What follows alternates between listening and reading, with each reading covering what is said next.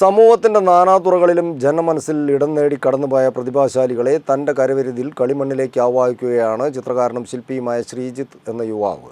കോഴിക്കോട് അത്തോളി കൂമുള്ളി കോതങ്കൽ സ്വദേശിയായ ശ്രീജിത്ത് കളിമണ്ണിൽ തീർത്ത മലയാള സിനിമയിൽ അമ്മ കഥാപാത്രങ്ങളിലൂടെ പ്രേക്ഷക മനസ്സിൽ ഇടം നേടിയ കവിയൂർ പൊന്നമ്മയുടെ കളിമൺ ശില്പമാണ് ഇപ്പോൾ നവമാധ്യമങ്ങളിലൂടെ ഏവരുടെയും ശ്രദ്ധയാകർഷിക്കുന്നത്.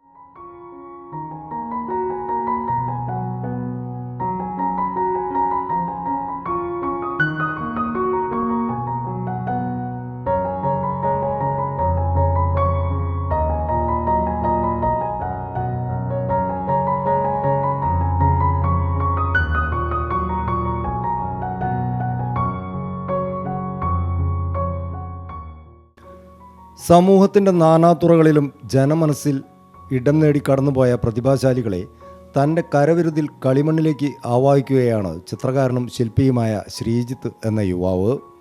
കോഴിക്കോട് അത്തോളി കൂമുള്ളി കോതങ്കൽ സ്വദേശിയായ ശ്രീജിത്ത് കളിമണ്ണിൽ തീർത്ത മലയാള സിനിമയിലെ അമ്മ കവിയൂർ പൊന്നമ്മയുടെ കളിമൺ ശില്പമാണ് ഇപ്പോൾ നവമാധ്യമങ്ങളിലൂടെ ഏവരുടെയും ശ്രദ്ധയാകർഷിക്കുന്നത്.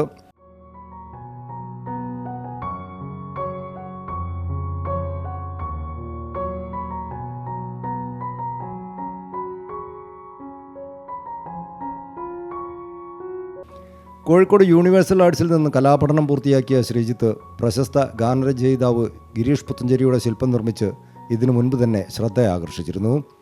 ഇതുമാത്രമല്ല, അന്തരിച്ച CPIM നേതാക്കളായ കൊടിയേരി ബാലകൃഷ്ണൻ, സീതാറാം യെച്ചൂരി എന്നിവരുടെയും ആടുജീവിതം എന്ന നോവൽ രചിക്കാൻ നിമിത്തമായ മജീദിൻ്റെ രൂപവും ആടുജീവിതം സിനിമയിലെ പൃഥ്വിരാജ് അവതരിപ്പിച്ച മജീദ് എന്ന കഥാപാത്രത്തിൻ്റെയും KR ഗോകുൽ ജീവൻ നൽകിയ ഹക്കീം എന്ന കഥാപാത്രത്തിൻ്റെ രൂപവും ശ്രീജിത്ത് ഇതിനോടകം കളിമണ്ണിലേക്ക് ആവാഹിച്ചിട്ടുണ്ട്.